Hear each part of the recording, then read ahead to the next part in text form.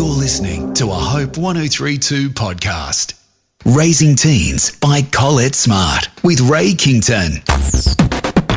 Do you ever feel weird? As if. Raising Teens, Ray Kington, joined by Collett Smart. We are talking about teens, raising teens, tackling all teen issues, of which they are many and varied and coming at you constantly. It's a constant change when you've got teenagers in the house. And we'd love to hear from you via the Hope Media app. If you've got a question for us, a comment, love to hear from you. Certainly download that app and shoot us a message.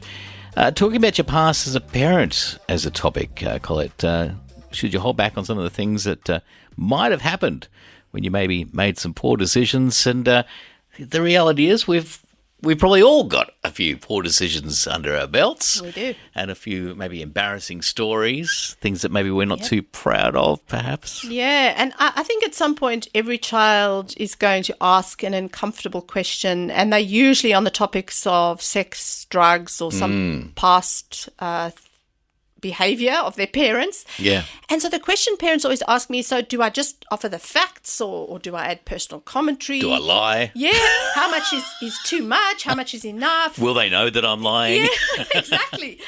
And then some parents say, but if I tell my child about my past, she'll think, oh, well, if mom did that, she turned out all right, I'll do it too. So that is something that goes on in our minds when those questions comes up.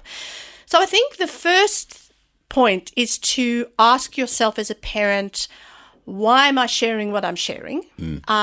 Is it best to share this with another adult, whatever it's bringing up in me? So am I trying to alleviate my own past guilt by blurting everything out?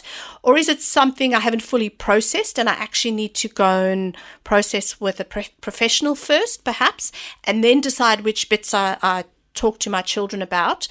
So if you're not sure, we need to look at ourselves first. But I should say there isn't a one-size-fits-all approach to this answer. I think there's 4 key points. I think we start off by being careful not to overshare. So it's important to just keep your child's age and stage in mind. So what is appropriate for your child's maturity level, their age or their stage.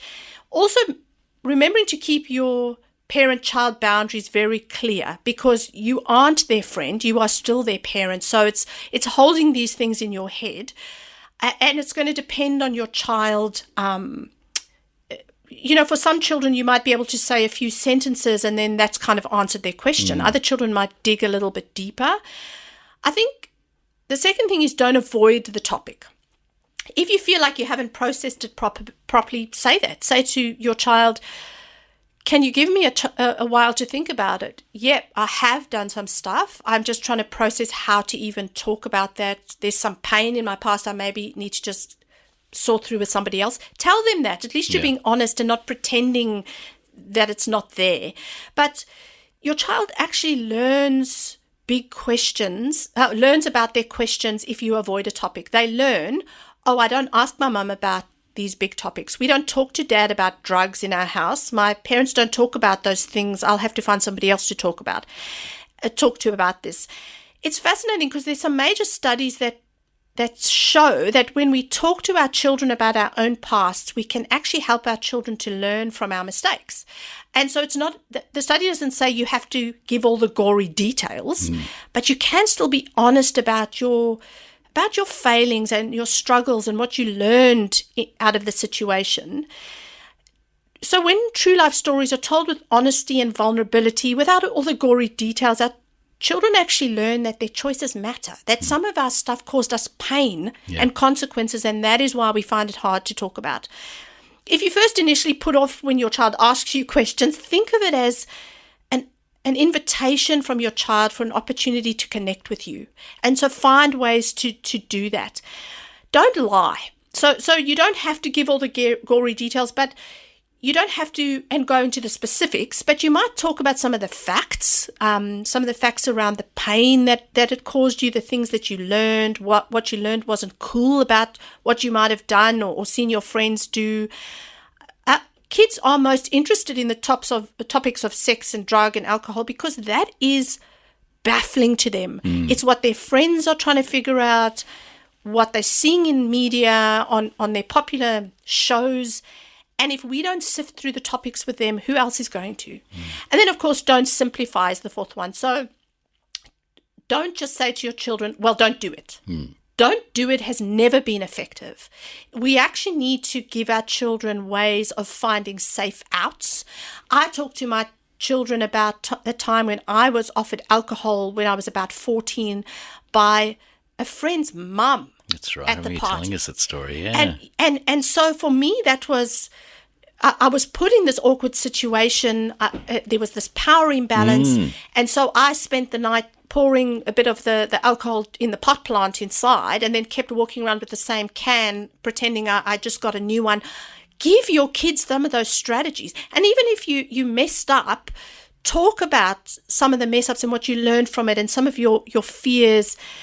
Don't also, again, I come back to shame. I think being judgmental of our young people and shaming them, shame never gets people to open up.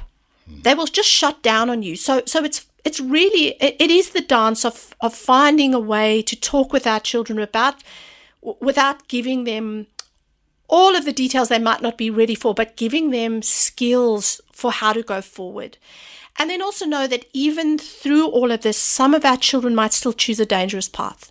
They still might choose to do something that we desperately wish they wouldn't.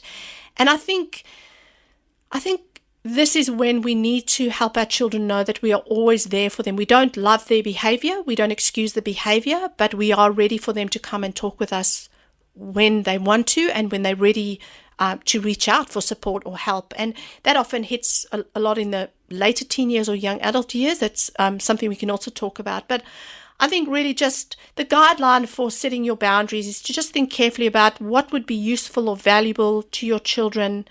Consider what would be detrimental to them or frightening to them or creep them out with whatever you say, and find the balance for your family. Good stuff. We'd love to hear from you. Maybe you've got a question related to this. Certainly send us a message via the Hope Media app. This has been Raising Teens. Hope 1032. Thanks for listening.